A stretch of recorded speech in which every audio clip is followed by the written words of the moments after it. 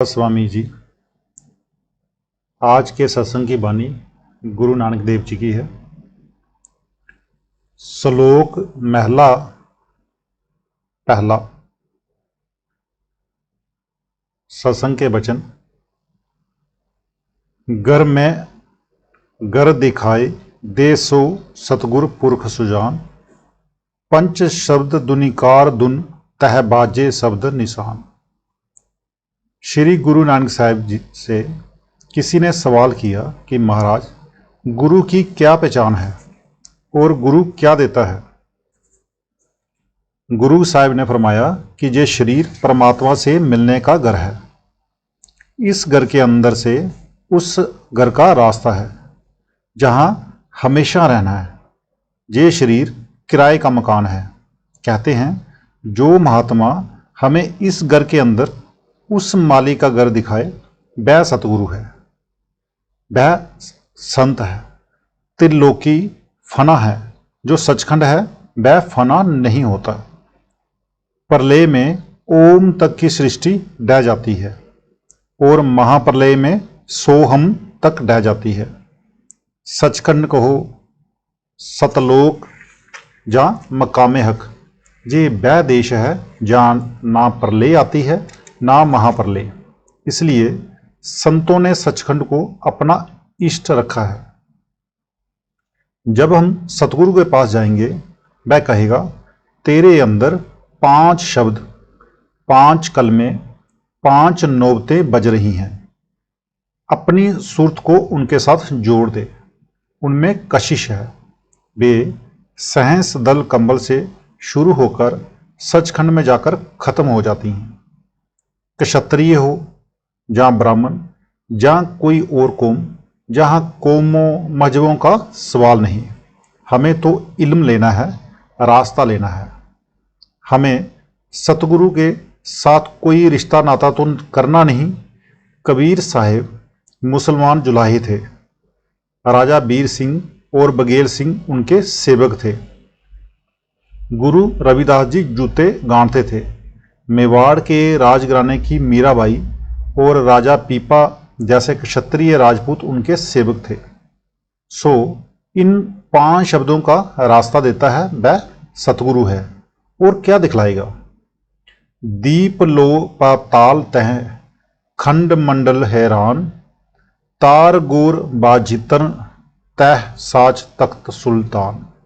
इसके अंदर करोड़ों दरिया, करोड़ों पहाड़, करोड़ों सूरज, करोड़ों चांद हैं।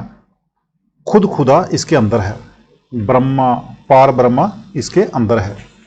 जो पर्दा खोलकर हमें वहां पहुंचा दे वही कामिल मुर्शिद है, पूरा गुरु है। इसके अंदर मीठी से मीठी, प्यारी से प्यारी रागनी हो रही है। जो रूहानी मंडलों पर गए, चाहे वे अहले हनूद हिंदू धर्म को मानने वाले हों, चाहे इस्लाम को मानने वाले हों, सभी ने ये लज्जत ली। मौलाना रूम साहिब कहते हैं कि ओलिया अल्लाह को वह राग बड़ा प्यारा लगता है। मौलाना रूम कहते हैं बांगे अजब अज आसमां, दरमी रसद हर साहते, मी नशन बद आ बांगे रा इल्ला के साहिब दौलते। मैं उस अजब बांग को हर वक्त सुनता हूँ। कहते हैं इस नगमे को बड़े भाग्यशाली लोगों के सिवाय और कोई नहीं सुन सकता। फिर कहते हैं गुफ्त पैगंबर की आवाज़े खुदा, मी रसद दर गोशे मन हमचू सदा। हजरत मोहम्मद साहिब कहते हैं कि खुदा की आवाज़ हर वक्त मेरे कानों में आ रही है। तो लोगों ने पूछा कि वह आवाज़ हमें क्यों नहीं सुनाई देती। कहते हैं मुहर बर गोछे शुमा बनिहाद हक, ताब आवाजे खुदा नारद सबक। खुदा ने तुम्हारे कानों पर मोहरें लगा रखी हैं। जाओ किसी कामिल मुर्शिद के पास ताकि वह तुम्हारे कानों की मोहरें खोल दे। मौलाना रूम साहब कहते हैं ब हफ्तम चरख नौबत पंजदारी चू खेमा जीशश जिहत बरकंदा बाशी। आंखों तक ये शरीर कब्र है। इन 6 चक्रों में नाम नहीं, केवल लफ्ज है। नाम आंखों से ऊपर है। जो नाम मुक्ति देता है वह आंखों से ऊपर है। जब तू 6 मंजिलों को लांघ कर 7वीं मंजिल पर जाएगा तो वहां से 5 नौबतें शुरू हो जाएंगी। वहां से लेकर मकाम हक तक 5 नौबतें मुकम्मल हो जाएंगी। फिर कहते हैं, रब ने हर एक इंसान की आंखों के पीछे पर्दा लगाकर उसे बाहर निकाला हुआ है। फिर खोलता किस तरह है? वह अकाल पुरुष मुर्शिद बनकर पर्दा खोलने के लिए आता है। फिर क्या हिदायत देता है? तू चुपचाप अंदर तवज्जो दे, अंदर 5 नौबतें बज रही। जब तू 9 द्वारों से ऊपर चढ़ जाएगा, अंदर की राह एक है, हाथ, कान, नाक, मुंह एक है। हम 6 चक्रों की कब्र में बैठे हुए हैं। हमारी अलग अलग भाषाएं हैं, अलग अलग लफ्ज हैं। जब आप अंदर जाओ, वहाँ कोई लफ्ज नहीं, वह अलिखित कानून और अनबोली भाषा है। जो कामिल फ़कीर अंदर गए, उनकी राह एक है, चाहे वे किसी भी कौम के क्यों ना हों। वह कुल मालिक बहदू लशरीक इसके अंदर है। बाहर ना किसी को मिला है, ना किसी को मिलेगा। हमारी किताबें कहती हैं, कुरान शरीफ कहता है कि खुदा शाहरग से नज़दीक है। हम उसे मंदिरों, मस्जिदों और दूसरे धर्म स्थानों में ढूंढते हैं। अगर कोई सच्ची मस्जिद है तो ये हमारा शरीर है जिसमें खुदा मिलता है, वह हमारे अंदर है। सच्चा गुरुद्वारा, सच्चा ठाकुर द्वारा हमारे अंदर है। वहाँ हर वक्त बांग हो रही है, कभी बंद नहीं होती। जब आप मर जाओगे तब बंद होगी। सुखमन कै गर राग सुन, सुन मंडल लिप लाए, अकथ कथा विचारिये मनसा मनह समाए।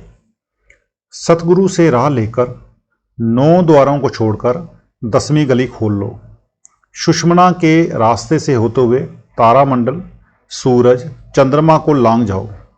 जब सुषमना में प्रवेश करोगे तब राग सुनाई देगा।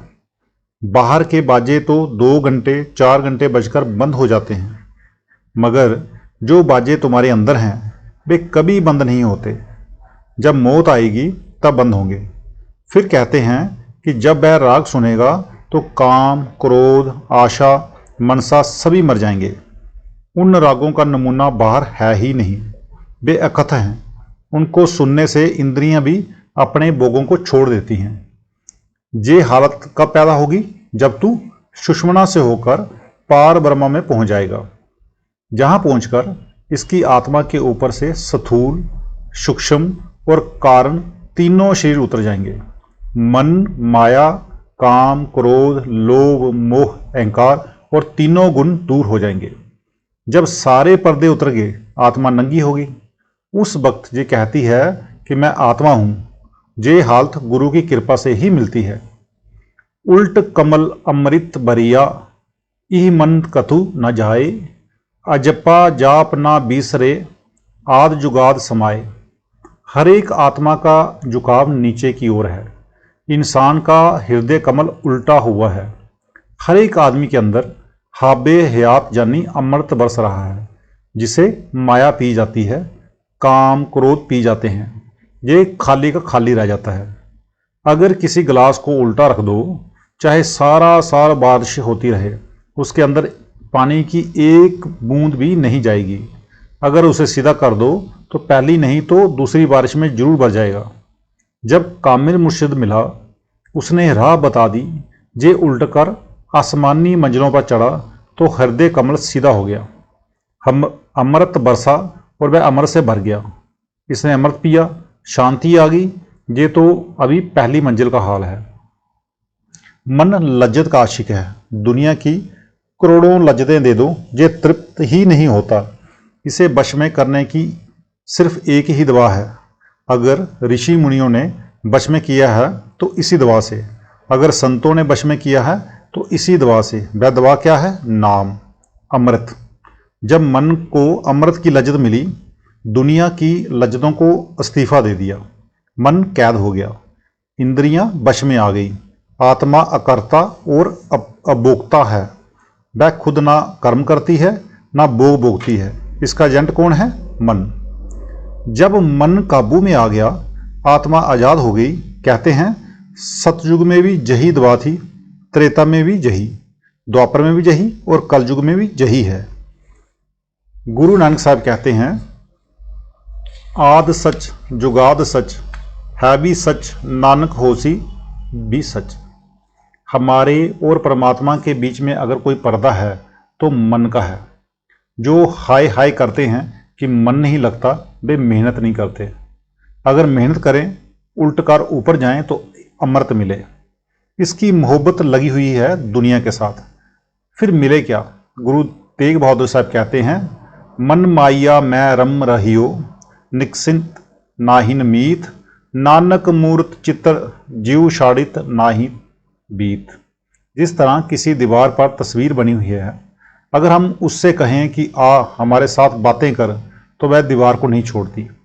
इसी तरह हमारा मन दुनिया के पदार्थों में फंसा हुआ है। जब ये उल्टकर अमृत पिएगा तो कैद हो जाएगा। जब मन कैद हुआ, आत्मा आजाद हो गई, अंदर मीठी से मीठी और प्यारी से प्यारी राग रागनियाँ सुनने लग गई, अमृत को पीने लग गई। ये राग कब से शुरू हुआ? जब से दुनिया बनी है। कब खत्म होगा? जब दुनिया खत्म हो जाएगी। इन रागों के जरिए रूह को ऊपर चढ़ना है। सब सखियां पंचे मिले, गुरमुख निजगर बास। कहते हैं कि 5 दुने 5 शब्द हैं। जब ये पांचों एक हो गए, हम अपने घर पहुंच गए। हमें सिमरन करके 9 द्वारों को खाली करना है। जब 9 द्वारों को खाली करके सूरज, चंद्रमा और तारामंडल को लांग कर हम तुरीय पद में पहुंचेंगे, तो वहां पहला शब्द सुनाई देगा, दूसरे देश में दूसरा शब्द, तीसरे देश में तीसरा, वगैरह वगैरह।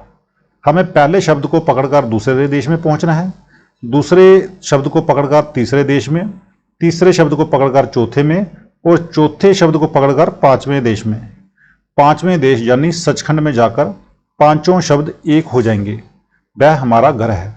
हम वहां से आए हैं और हमें वहीं जाना है। वहां कैसे पहुंचा जा सकता है? 5 शब्द के द्वारा। अब गुरु नानक साहब कहते हैं कि जो वहां पहुंचता है वह सतगुरु है। शब्द खोज इह गर लहे, नानक ताका दास। जो महात्मा शब्द की कमाई करके सचखंड सतनाम में पहुंच गए, हम उसके दास हैं। वह हमारा गुरु है। गुरु नानक साहब को दास तो क्या बनना था, वे तो मालिक में मिलकर खुद मालिक बन चुके थे। फिर भी कहते हैं कि मैं दास हूं। मगर हम खोज तो करते नहीं, बल्कि हमने उनकी तालीम को मजे बना लिया और लड़ने लग गए। मैंने जहां भी जाकर सत्संग किया है, मेरे साथ किसी ने भी बहस नहीं की। मैं कहता हूं कि जो बानी कह रही है वह आदमी के अंदर है।